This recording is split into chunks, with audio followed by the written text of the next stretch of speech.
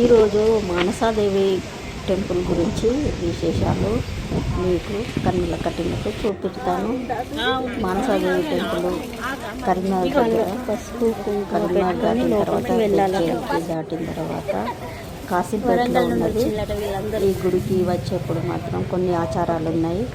పాదాలకు పసుపు రాసుకొని పారాన్ని పెట్టుకొని వెళ్ళాలి. జడ వేసుకోవాలి.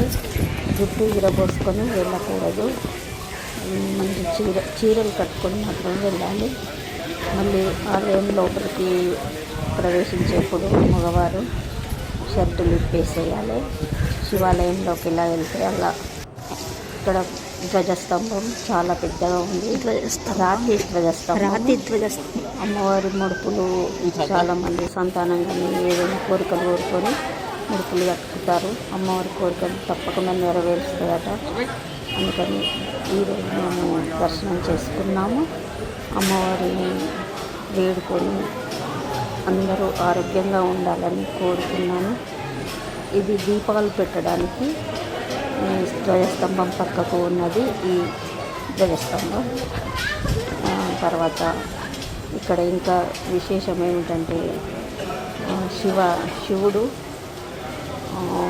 108 లింగాలతో గంగా అభిషేకం చేయడము, నవగ్రహాలు, తర్వాత వీరభద్రుడు, ఆంజనేయ స్వామి, రాతి శిలపై వెలిసిన ఆంజనేయ స్వామి చాలా విశేషమైన గుడి ఇది. ఇక్కడ శివుడికి అభిషేకము, 108 లింగాలకు అభిషేకించడం, మన స్వయం చేయడం అన్నట్టు. అమ్మవారు వెలిసింది చంద్రారెడ్డి అనే ప్లేస్లోనంట తగ్గుతుంటే ఇక్కడ వీరభద్రుని విగ్రహం వెలుపడ్డదట. ఆ విగ్రహం తీయంగా ఈ అమ్మవార్లు వెలిసారు. స్వయంభూ మానసాదేవి, లక్ష్మీదేవి కూడా వెలిస్తే ఆ అమ్మవారు పేరు అపురూప లక్ష్మి అని పెట్టారంట. అమ్మవార్లు కలకల్లాడుతున్నారు. చాలా చక్కగా దర్శనం చేసుకోండి. అమ్మవారి అనుజ్ఞ అందరూ పొందండి.